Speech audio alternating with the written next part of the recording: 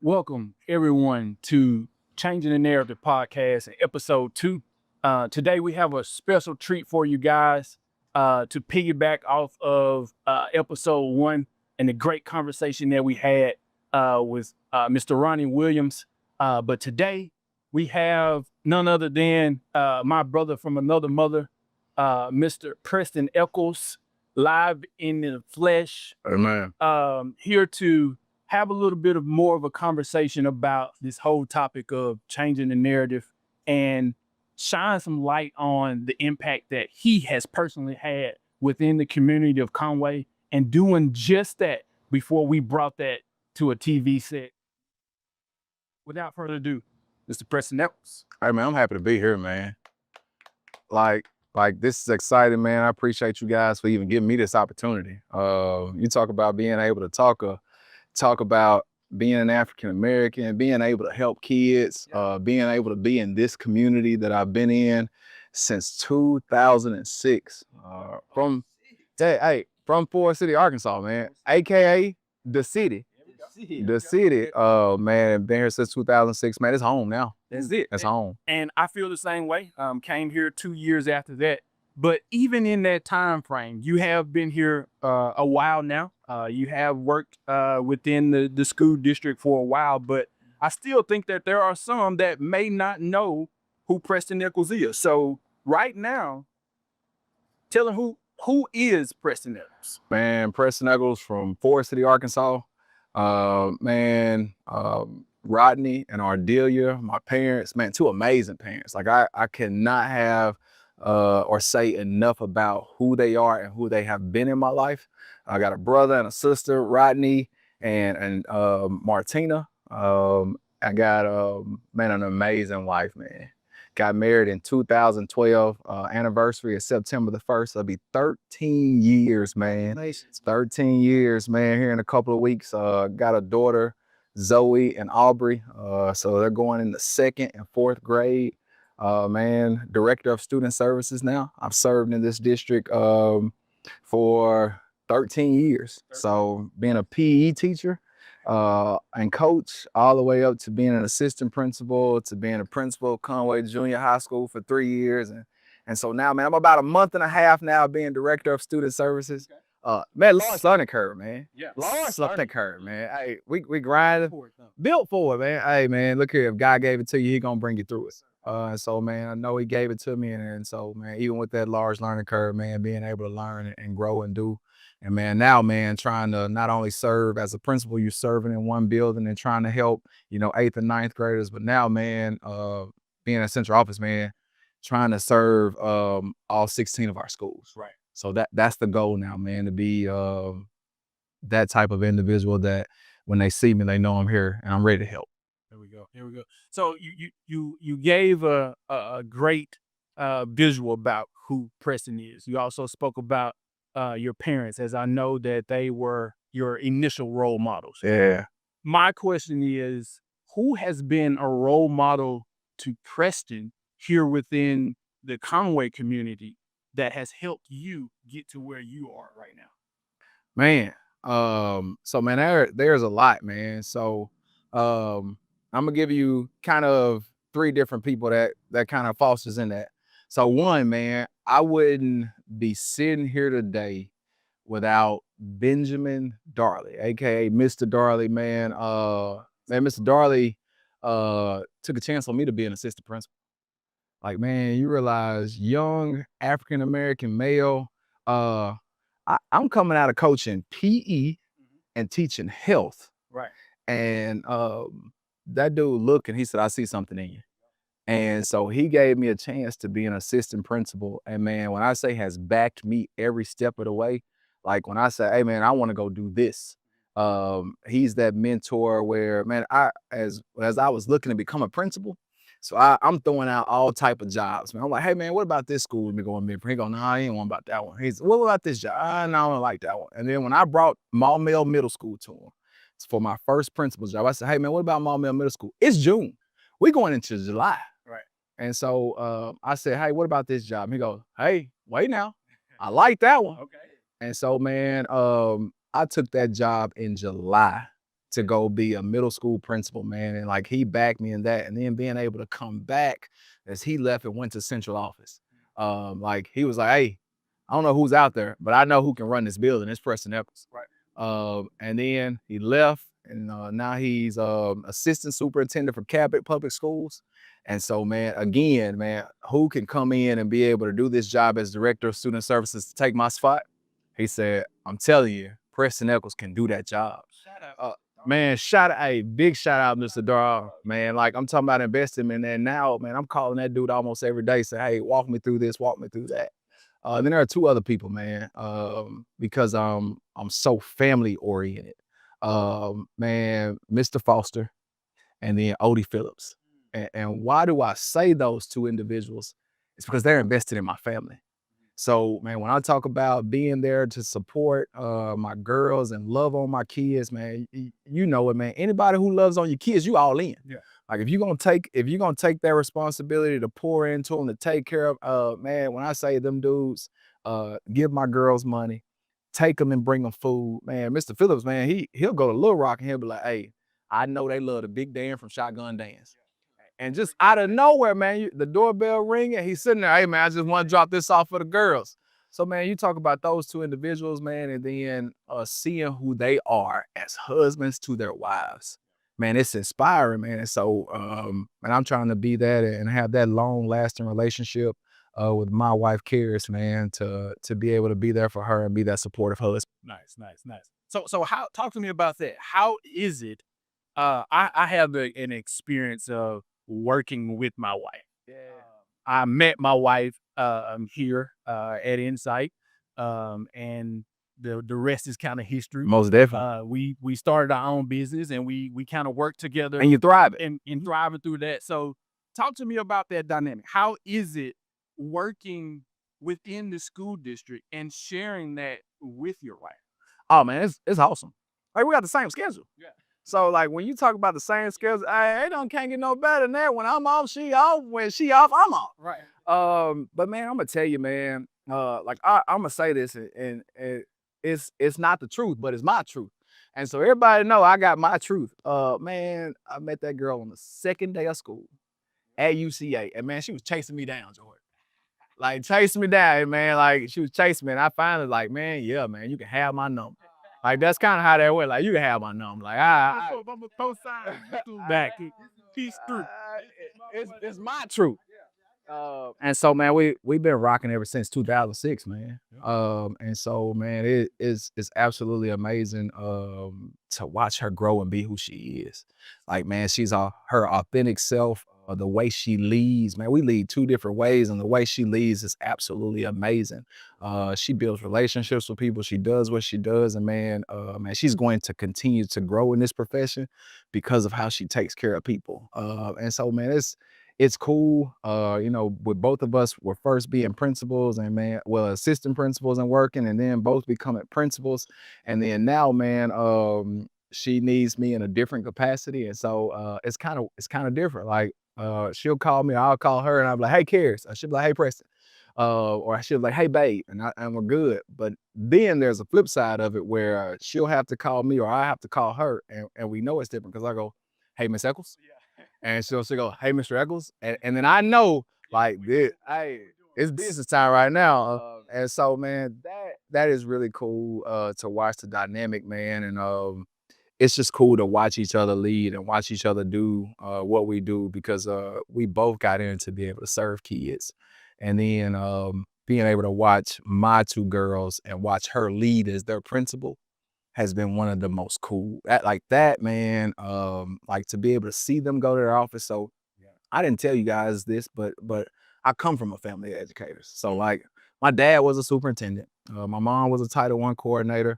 My brother currently is over transportation, maintenance, and the athletic director for High Springs School District. His wife is the assistant superintendent for High Springs School District. And so then me and Karis doing what we're doing. So like all we know is education. So I grew up going into my mom and dad's office. Like how cool is it knowing that your dad's a superintendent and I go into his office and I'm sitting in the back chilling, having a good time. And then I knew it got serious when he go, hey, I need you to step out. Like, oh, it's got real. It's business time. And so, man, I get a chance to see that and see my girls go into their mom's office, hang out in their mom's office. And man, I'm like, man, they're living what I'm living. And then they realize how important education is because they're watching us walk it every day. So getting to see it live, man. And so I had that opportunity, which is the reason why education is so important to me. It's because I watched it. And so now, man, seeing our kids be able to see that same thing, man, it's impactful, brother. As an African American male in your role currently, what are the unique perspectives and just the responsibilities you feel like you bring to the table to the other students? Man, I need them to see that this is attainable. So that, man, yeah, I'm the principal, right? But if you want to be a principal one day, you can do it too. Right. Right. But not only to see that, but um, you can be who you are and be a principal. So, man, you talk about, man, I love it to death, man. My kids know, man, Mr. Echols gonna be fly at school every day. He gonna wear Jordans, he gonna wear Dunks, he gonna wear Air Max, like, and I'm gonna wear it with a suit. Like, I'm gonna be real swaggy while I'm here. But I'm all business too. And so, man, like, you can be able to lead, you can be able to go as high as you want to, because it starts with education. It levels the playing field for every single person. So, man, as you continue to go further, as you continue to attain degrees, like it's leveling the playing field. And once I got it, I can go be able to do anything, man. I'm gonna tell you, my dad, man, has always taught me this. Um, People will continue to elevate, continue to grow. The one thing that he always instilled was you never want to be in a situation where someone who is higher up has a position that they want to offer you because they know you and they know the work and the worth of you as an individual. But you can't go get that job because you ain't got that degree. Like, man, that's crazy. I can't go do that because I don't have, I haven't gone to school and got that degree. I hadn't been able to pass that test to be able to go and do it. And so, man, it's one of the reasons why I continue to go to school, man. And I'm gonna be honest with you, probably in January, man, going to go get a doctorate. You got to, man. Yeah, you got to, man, because ultimately I don't want someone to look at my resume and go, "Hey, man, he's not a doctor." Like, I don't want that to be something that is said. So, man, you got to continue to go and attain those degrees, man. And so I want kids to know, like, it's possible. And you can lead the way you want to lead it, man. If you want to be the doctor, you want to be the nurse, or you want to be the barber, or whatever the case may be, you want to be the electrician. Like, I don't have to necessarily go to college, but I got to go do something to be able to provide for my family one day. That's big, man. Dr. Echols. Look here. Hey, my dad was Dr. Echols, and I've always said, man, I'm gonna get it done, man, because I want to be just like him. Yes, sir. I love it. And you hit on a lot of things there, specifically for the young generation that's watching. Yeah. One, having a role model.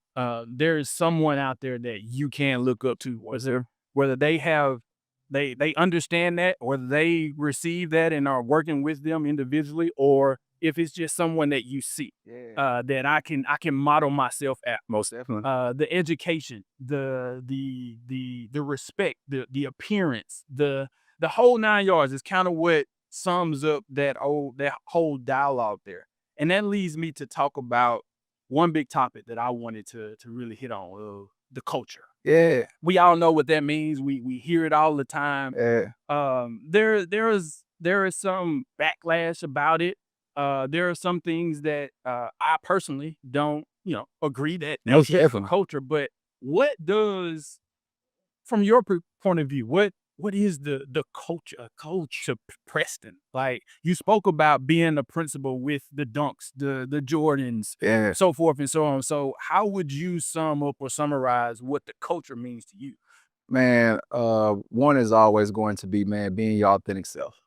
Man, I'm like, I tell anybody, like, I'm from Conway. I mean, like, I've been here in Conway, but I'm from the city. Like, I'll always say that I'm from the city. And man, so when you start to talk about the culture, can be, man, it could be so many different things. But I always feel the culture always leads you back to a positive light. And so for me, man, whether you talk about the culture being the music, like the culture is the music. Like, man, and music, it brings people together. It gives people a voice. For those people that are going through struggles, man, that music, as you hear people, whether they're rapping and or they're singing, it gives you kind of that light, man. When I think about the culture, I think about food, man. Like everybody knows, man. Like if you serve us spaghetti, I'm going, all right, what else you got on that plate? Like you ain't just giving me spaghetti. Like it's got to come with chicken or fish. Okay. There we go. Man, it's got to come with fish. There we go. Like I needed to come with catfish, man. There is no doubt, man. Or man, man, understanding the culture can also be, man, different sayings, man. Like, hey man, when that street light come on, everybody know what needs to happen. It's time to go. Like that is that's a big piece of the culture, man. And then man, when you start to talk about, for me, the different people that are influential that have paved the way for us to be sitting here, or for us to have access to the things that we have access to, like that's a part of the culture. Because man, you went out and did something great and amazing so that I could be sitting here. And so man, that like to me, that's part of the culture. And I also believe, man, that's a little bit of where our younger generation is falling apart, is because of, man, they don't realize how people died, bled, shed tears in order for us to be able to sit in these chairs, for us to be able to do this podcast, for us to be able to walk into buildings and be in rooms or names be mentioned in rooms without that impact, man. So and that's a part of the culture, man. I agree. So with that, I would sum it up as elevate the culture, Man, feminate the culture, man, brother. continue to elevate it, educate in the right fashion, Man. right manners. Yep. Instead of de-escalating or devaluing the culture. And you just said it, man. We spend so much time trying to associate things that make us look bad as that's a part of the culture. Like, man, if it's gonna make me look bad, I don't want that to be a part of my culture.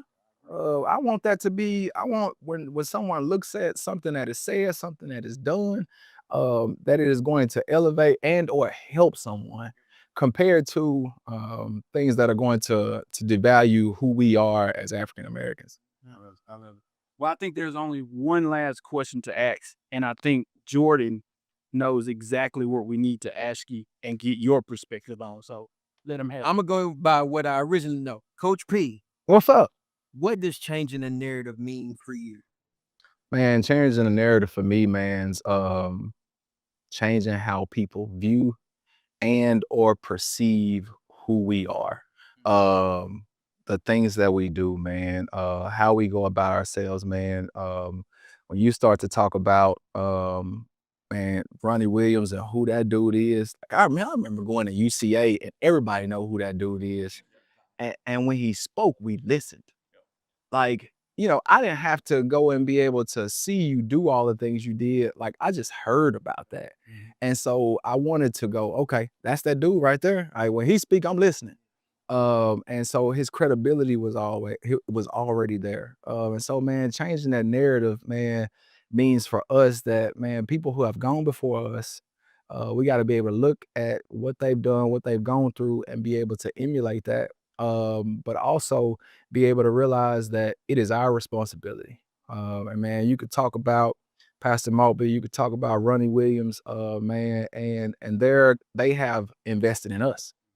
And so now, man, it is our time now to be able to change the narrative, to be able to go and invest in other individuals and our young individuals. But this is the biggest piece of it all. Man, I want our people to know out there, like, we got to get involved. We got to be able to get in schools. We got to get kids back to church. Like we have a responsibility to do the work that has been done for us. But what we can't do is show up for kids for a limited amount of time and then do what everyone else has done for them and then stepped away. And so, man, we got to be able to go get involved, stay involved, and then see kids through. Man, Pastor Maltbia has been leading, and has been involved with me since I walked on UCA's campus. That was in 2006. I mean, like, we were talking about almost 20 years now. Like, and that dude is still staying invested in me. Are we doing that for kids? Yeah. Like, are we putting ourselves in situations and in rooms for kids where a kid is going to be able to say, "Hey, man, I done known Coach P for 20 years. I done known Jordan Nessa for 20 years. I done known Derek Boyd for 20 years, and he been riding for me, grinding for me." So, to me, that's changing the narrative that we got to get invested in and being able to help.